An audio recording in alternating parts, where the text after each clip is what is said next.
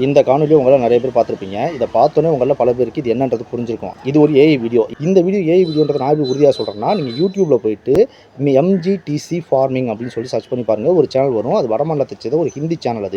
அது ஃபார்மிங்கை பற்றி, விவசாயத்தை பற்றி ஆரம்பிக்கப்பட்ட சேனல் தான். 69,000 ஃபாலோவர்ஸ்க்கு மேலே அதில் இருக்காங்க.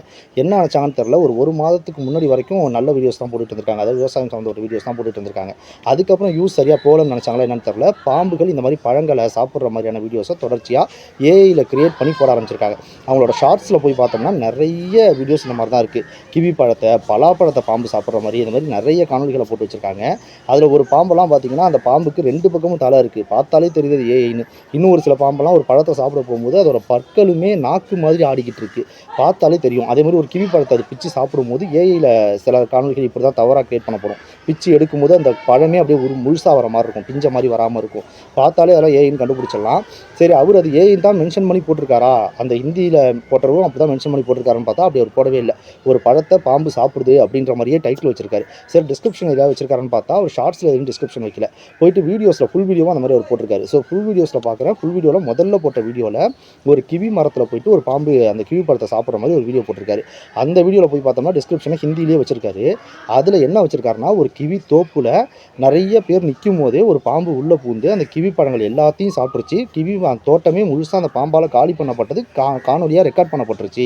அது இப்போ சமூக வலைதளங்களில் வைரல் ஆகிக்கிட்டு இருக்கு அப்படின்னு சொல்லி டிஸ்கிரிப்ஷன் எழுதியிருக்காரு. அப்படின்னா அவருமே அது ஏஐன்னு சொல்லக்கூடாதுன்ற நோக்கத்தோடு தான் வச்சிருக்காரு. அதை தவறான ஒரு விஷயத்தை பரப்பணுன்ற நோக்கத்தோடு தான் வச்சிருக்காரு அப்படின்னு தான் நமக்கு தோணுது. இல்லை வியூஸ் அதிகமாக வரணும் அப்படின்ற நோக்கத்தில் கூட அவர் வச்சிருந்திருக்கான்.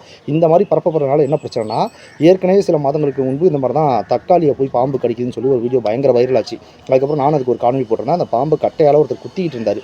அந்த பயத்தில் பதட்டத்தில் பக்கத்தில் கிடைக்கிற ஏதோ ஒன்று அது கடிக்க போகும்போது அது தக்காளியாக இருந்துச்சு அப்படின்றத நான் தெளிவாக வீடியோ போட்டிருந்தேன். தெளிவாக காமிச்சிருந்தேன். அந்த நேரத்தில் தக்காளி வாங்குறதுக்கு நிறைய பேர் பயந்துட்டு இருந்தாங்க. இந்த மாதிரி தக்காளி எல்லாம் பாம்பு கடிச்சு தான் வருது போல அப்படின்னு பயந்துட்டு இருந்தாங்க. இவ்வளவு நாள் கழிச்சு இப்போ இந்த மாதிரி கொய்யாப்பழத்தையும் பாம்பு கடிக்குது அப்படின்னு சொல்லிட்டு ஒரு வீடியோ, இந்த வீடியோவுமே நிறைய பேர் நமக்கு அனுப்பி கேட்டிருந்தாங்க. அது உண்மைன்னு நம்புறவங்க நிறைய பேர் இருப்பாங்கன்றதுனால அவங்கள தெளிவுபடுத்துறதுக்காக தான் இப்போ இந்த காணொலி போடுறேன். ஏற்கனவே தர்பூசணியில் ஒரு பிரச்சனை இருக்குது, கெமிக்கல் இருக்குது, இதில் இளநீல கெமிக்கல் இருக்குலாம் நிறைய வீடியோஸ் பரப்பப்பட்டுச்சு. அதெல்லாம் பொய்ன்னு சொல்லி நம்ம காணொலி போட்டிருக்கோம். இப்போ அடுத்து கொய்யாப்பழத்துக்கு வரோம். இந்த மாதிரிலாம் பண்ணுறதுனால கண்டிப்பாக நீங்கள் வியூஸ்க்காக பண்ணுறது விவசாயிகளுக்கு தான் பாதிப்பு ஏற்படுத்தும். நல்ல பொருட்களை மக்கள் வாங்கி சாப்பிட்றதுக்கும் ஒரு அச்சத்தை ஏற்படுத்துகிற மாதிரியான நிலைமையில் கொண்டு போய் விட்டுரும். அதனால் தெரிஞ்சே பண்ணாலும் சரி, தெரியாமல் பண்ணாலும் சரி, தெரியாமல் பண்ணிங்கன்னா தெரிஞ்சுக்கிட்டு அதை பண்ணுறதை தவிர்த்துக்குங்க. தெரிஞ்சே பண்ணிங்கன்னா தயவு செஞ்சு இனிமேல் அதை பண்ணாதீங்க.